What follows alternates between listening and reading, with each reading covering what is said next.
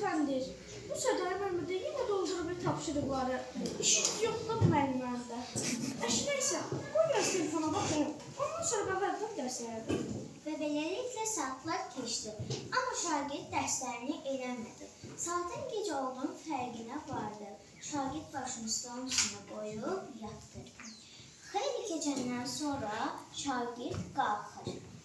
Gəlmişir, saatın olduğu yerə baxır. Görür ki, saat yoxdur. Saat haradadır?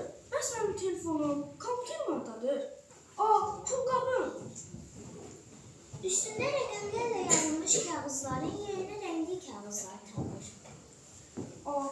Ata, bir gün bura gələ bilərsən? Hə, oğlan. Ata, mənim telefonum, kompüterim, pullarım haradadır? Görürsən? Nə telefon, nə kompüter, pul nədir abala? Mən bunları həyatımda eşitməmişəm. Ata, pul bilmirsən nədir? Üstündə rəqəm olan kağızdır da. Rəqəm nədir abala? Ata, rəqəm riyaziyyatın əsas təməlidir da. Abala, sən özündən uydurursan. Oğlum, xəstələnmirsən? Yox, ata, mən xəstə zad deyiləm. Nəsə, mən getdim. Şagird çantasını əlinə alır və dəftər kitabını yığır. Mənim riyaziyyat kitabım haradadır? Ura, arzum gerçəkləşdi. Artıq riyaziyyat kitabım yoxdur.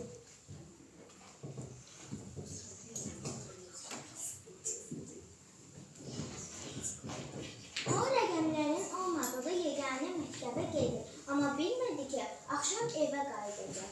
Axşam olur, şagird deyənə gəlir. Mən yadımdan çıxıb. Bu riyaziyyatda yazmalıyım mən. Şagird stolun arxasına keçir. Şagird duranda görür ki, hər şey yerindədir. Mənim telefonum, kompüterim, pulqabım da yerindədir. Riyaziyyat kitabım da gəlib. Yaxşı ki, bu gördüklərim hamısı bir yuxu imiş. Ata, bir də bura gələ bilərsən? Hə, oğlum. Ata, mən bugün yuxumda riyaziyyatın olmadığı və rəqəmlərin olmadığı bir dünyaya düşmüşdüm. Hə, oğlum, başa düşdünmü? Riyaziyyat olmasaydı nə texnologiya, nə ticarət, nə də başqa nələrsə. Dünyada bir çox şeylər rəqəmlərlə qurulur.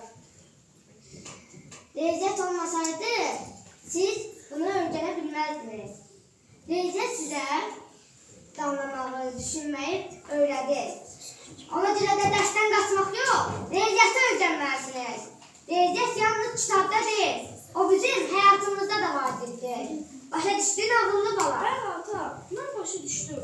İndi isə riyaziyyatın çox bir önəmli həm olduğunu bildim.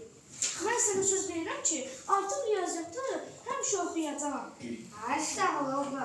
Belə oxu.